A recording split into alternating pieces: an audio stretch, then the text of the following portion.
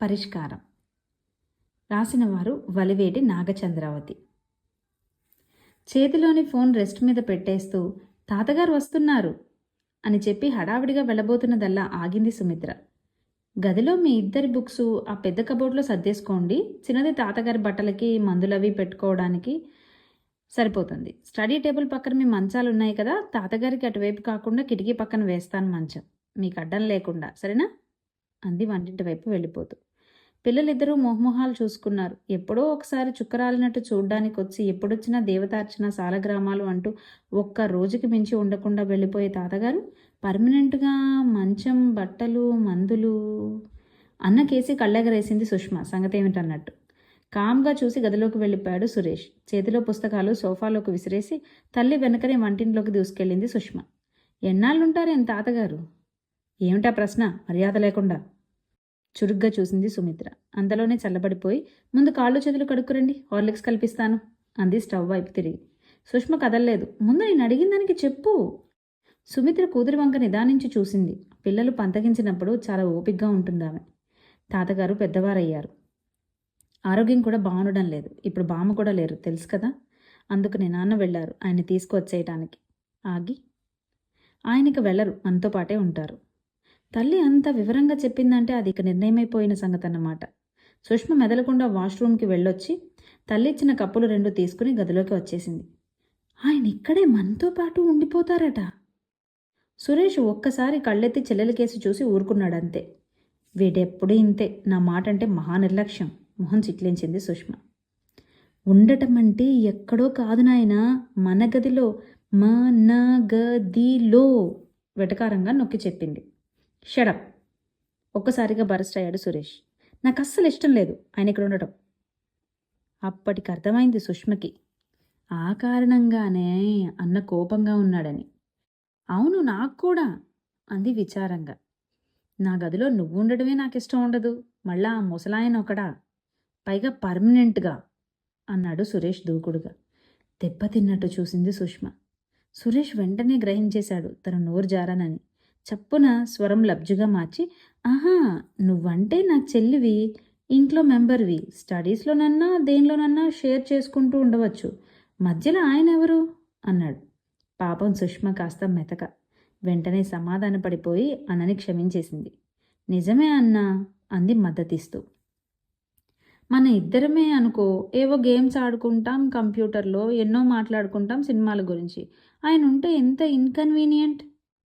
అవును, దగ్గులు, మందుల వాసనలు. సుష్మ వెగటు ముక్తాయింపు. నీకు తెలుసా, ఈ ఓల్డ్ ఉమెన్ దగ్గర ముసలి కంపు కొడుతుందని? యాక్. సుష్మ వికారంగా మొహం పెట్టింది. దీపాలు పెట్టే వేళ పరందామయ్య గారిని వెంట పెట్టుకువచ్చాడు మాధవరావు. సంభ్రమంగా ఎదురు వెళ్ళింది సుమిత్ర.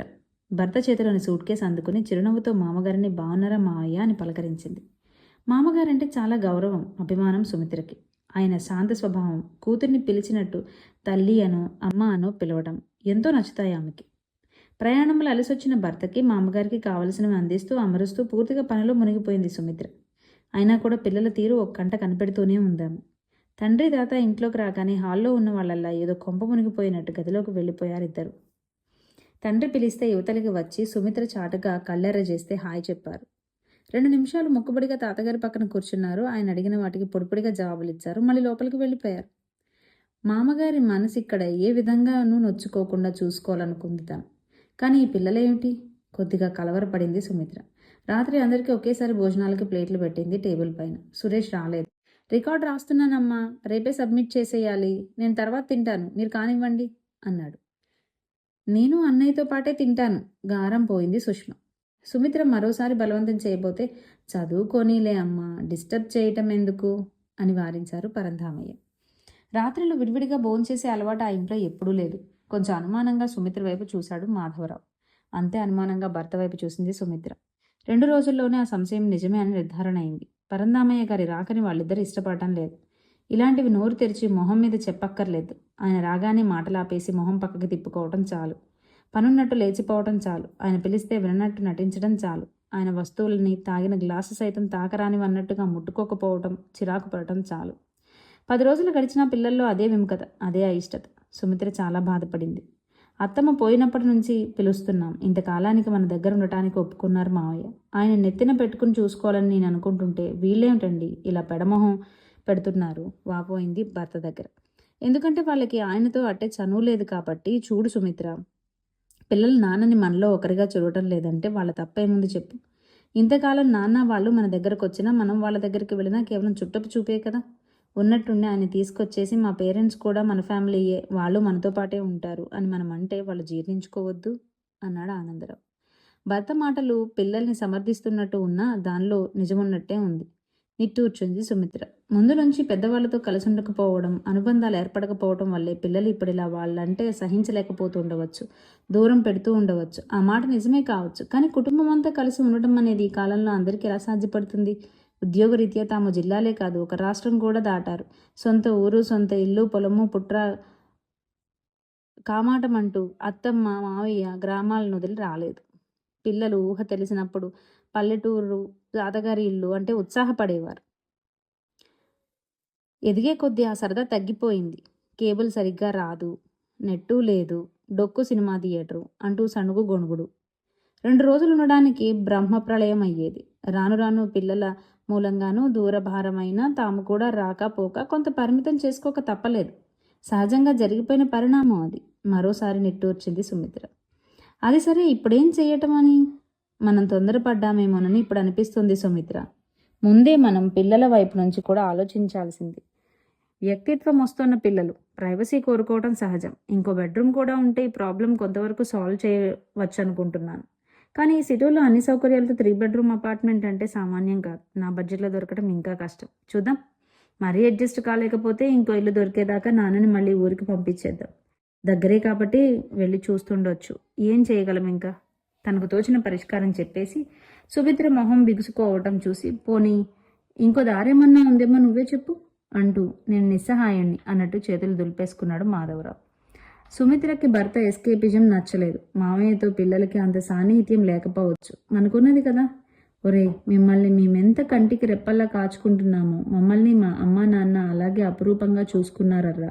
ఇప్పుడు వాళ్ళ అవసరం తీరిపోయింది కదా అని ఏదో సామెత చెప్పినట్టు తప్ప తగలేయటం తప్పురా అని పిల్లలకి బుద్ధొచ్చేలా చెప్పొద్దు. పైగా 14 ఏళ్ళొకరికి, 16 ఏళ్ళొకరికి వచ్చాయో లేదో ఆ కుర్రవెదవలకి ప్రైవసీలు, వ్యక్తిత్వాలు అంటూ వకాలతో పుచ్చుకోవడం ఒకట. మనసులోనే విసుక్కుంది సుమిత్ర. అసలు ఆ దంపతుల మధ్య ఉన్న వ్యత్యాసం ఏమిటంటే మాధవరావు బుద్ధితో ఆలోచిస్తాడు, పరిస్థితులకి ఏం చేస్తామని రాజీ పడిపోతాడు. సుమిత్ర అలా కాదు, మనసుతో ఆలోచించి మదన పడుతుంది. ఆమెకు అత్తవారిల్లన్నా అత్తమామలన్నా ఒకలాంటి సాఫ్ట్ కార్నర్ ఉంది. సుమిత్రకి తల్లి లేని కారణంగా పురుళ్ళు, బాలింతతనము అంతా అత్తవారింట్లోనే గడిచింది. ఆ సమయంలో అత్తమ్మ తన్నెంత శ్రద్ధగా అపురూపంగా చూసుకునేదని, పథ్యం పానం అంటూ తల్లిలాగే ఎన్ని ఉపచారాలు చేసేదని. మావయ్య మాత్రం తననన్నా పిల్లలన్నా ఎంత వాత్సల్యమో. ఆ పల్లెటూరులో కూడా తమకు అన్ని సౌకర్యాలు అమర్చి పెట్టాలని ఎంత తాపత్రయపడేవారు. వారి ఆప్యాయతలు ఎప్పుడు తలుచుకున్నా మనసు ఉప్పొంగిపోతుంది సుమిత్రకి. మనం కన్నవాళ్ల కోసం ప్రాణాలన్నా ఇచ్చేస్తామే, మనని కన్నవాళ్ళని కొంచెం ఆదుకుందాము. ఎన్ని అవాంతరాలు, ఎన్ని అభ్యంతరాలు. ఆఫీసు పని మీద ఓ 10 రోజుల పాటు ఢిల్లీ వెళ్తున్నాడు మాధవరావు. అతని ప్రయాణానికి కావలసినవన్నీ సిద్ధం చేస్తూ తలమునకలుగా ఉంది సుమిత్ర. ఆదివారం ఆ రోజు. పిల్లలు ఇంట్లోనే ఉన్నారు. తండ్రి ఫైల్స్లో ముఖ్యమైన కాగితాలు అవి సరిచేసుకుంటుంటే పక్కన చేరి వాళ్ళకి ఢిల్లీ నుంచి తెచ్చిపెట్టాల్సినవన్నీ ఏకరువు పెడుతున్నారు. తప్పకుండా తీసుకురావాల్సిందే, వంకలు చెప్పకూడదు అంటూ బతిమలాడుతున్నట్టుగానే బెదిరిస్తున్నారు. నేను కూడా మన ఊరు వెళదామనుకుంటున్నాను మాధవ. సుమిత్ర చేర్చిన కాఫీ కప్పు అందుకుంటూ అన్నాడు మాధవరావు. గతుక్కుమంది సుమిత్ర. నిన్న సురేష్, ప్లీజ్ తాతకి నాతో పాటు వడ్డించకమ్మా అని అట్లా జుర్రుకుంటూ తింటుంటే నాకు అసహ్యం అని తనతో అనటం వినలేదు కదా. అప్పటికీ పిల్లల ఇష్టం ఆయన దగ్గర బయటపడకుండా శతవిధాలా ప్రయత్నిస్తూనే ఉంది. కానీ మాధవరావు మొహం కూడా వివరణమైంది. చేయకూడని నేరం తెలిసి కూడా చేస్తున్నట్టు అతని ముఖం పాలిపోయింది. తను భోపాల్లో చదువుకునేవాడు. ఆ రోజుల్లో సెలవులకు వచ్చి వెళ్తున్నప్పుడు ఎంతో ఆర్తిగా అడిగేవాడు, నాన్న మళ్ళీ ఎప్పుడు వస్తావు మాధవా అని. అంత ఆరాటం ఇప్పుడు తను అడగగలడా? అది తనకే కృత్రిమంగా అనిపించదు. ఈ 10 రోజులు ఆగండి నాన్న, నేను వచ్చాక తీసుకువెళ్తాను మిమ్మల్ని తల వాల్చి మెల్లగా అన్నాడు మాధవరావు. సుమిత్రలోనూ అదే అపరాధ భావం. ముసలితనంలో ఒంటరితనం ఘోరమైన శాపం సుమిత్ర అనేది అత్తగారు. మామగారిని వదిలి ఒక్కరోజు కూడా ఎక్కడా ఉండేది కాదావిడ. ఇప్పుడు అత్తమ్మ తోడులేని ఆ ఇంట్లో బిక్కుబిక్కుమంటూ మామయ్య ఒక్కరూ ఆ శాపాన్ని అనుభవిస్తూ ఉంటే ఏ లోకానున్న అత్తమ్మ క్షమిస్తుందతని? మనసు వికలమైపోతుంది సుమిత్రకి. భర్తకి వీడ్కోలు చెప్పి పంపించింది. ఆలోచనలతో మనసులో లేదు. ఆ పరధ్యానంలోనే వంట మొదలుపెట్టింది సుమిత్ర. అన్యమనస్కంగా చేసే పని సవ్యంగా ఎలా పూర్తవుతుంది? పాలు పొంగాయి, కూర మాడింది, పప్పు అడుగంటింది. చిరాకు పడుతూ పచ్చడి కోసం మిక్సీలో ముక్కలు వేసింది. పరాగ్గా పవర్ ఆన్ చేసింది తడి చేత్తో. పైగా ముందే లూజుగా ఉన్న ఆ స్విచ్ని ఏమవుతుంది? షాక్. రాక్షస హస్తమేదో లాగి విసిరేసినట్టు గోడకు గుద్దుకుని కింద పడిపోయింది సుమిత్ర. డబ్బన్న పెద్ద శబ్దానికి హాల్లో పేపర్ చూస్తున్న పరంధామయ్య గారు, గదిలో వాదులాడుకుంటున్న సుష్మా, సురేష్ ఆడలిపోతూ వంటింట్లోకి పరిగెత్తారు. స్పృహ లేదు సుమిత్రకి. తల్లోంచి రక్తం. నిశ్చేష్టులయ్యారు ముగ్గురు. పరంధామయ్య గారే ముందు తేరుకున్నారు. చప్పున దగ్గరగా వెళ్ళి నాడి చూశారు. తెలివి తప్పిందంతే. మొహాన నీళ్లు చిలకరించారు. మూలిగింది సుమిత్ర. ఊపిరి పీల్చుకున్నారాయన. పిల్లల్లో అప్పుడొచ్చింది చైతన్యం. సుష్మ పెద్దగా ఏడుపు మొదలుపెట్టింది. సురేష్ పరిస్థితి అంతకు తక్కువగా లేదు. అస్తవ్యస్తంగా పడి ఉన్న తల్లి దగ్గరికి వెళ్ళటానికి ధైర్యం చాలేదేమో. తాతని చుట్టుకుపోయింది సుష్మ. ఆసరా కావాలన్నట్టు ఆయన భుజం మీద తలవాల్చాడు సురేష్. పిల్లలిద్దరినీ రెండు చేతులా పొదుపుకొని, పర్వాలేదు నాన్న, భయం లేదు తల్లి అంటూ ఆత్మీయంగా వెన్ను నిమిరారు పరంధామయ్య గారు. ఆ సమయంలో ఆ బాహుబంధం వారికి గొప్ప ఆలంబన అవ్వటమే కాదు, వారిలోని పరాయి భావాన్ని పూర్తిగా చెరిపేసింది. ఎన్ని శిశిర వసంతాలనో దాటిన వయసు పరంధామయ్య గారిది. ఎన్ని కష్ట సుఖాలనో చవిచూసిన అనుభవం ఆయనది. త్వరగా కర్తవ్య నిర్వహణలో పడిపోయారు ఆయన. షాక్ వల్ల శరీరం మొద్దుబారి ఉంటుంది. సుమిత్ర మూలుగుతోంది కానీ లేవలేకపోతుంది. పిల్లల సాయంతో ఆమెను ఎలాగూ మంచం మీదకి చేర్చారు. తలకు తగిలిన గాయాన్ని శుభ్రం చేసి కట్టుకట్టారు. గ్రౌండ్ ఫ్లోర్లో ఉంటున్న డాక్టర్ గారిని పిలుచుకువచ్చి పరీక్ష చేయించారు. ప్రమాదం లేదనిపించుకున్నారు. ఫోన్ చేసిన మాధవరావుకి సుమిత్రకి కాస్త నలతగా ఉందని చెప్పి ఆందోళన పడొద్దు, నేనున్నాను అని భరోసా ఇచ్చారు. అంతా బాగానే ఉంది కానీ వారం రోజుల పాటు మంచం దిగలేకపోయింది సుమిత్ర ఒళ్ళు నొప్పుల వల్ల. ఈ వారం రోజులు ఇల్లు నడిపే బాధ్యత అంతా పరంధామయ్య గారిదే. తాతగారి వెంటే తిరుగుతూ ఆయనకి ఇంకో 2 చేతులు అయ్యారు సురేష్, సుష్మ.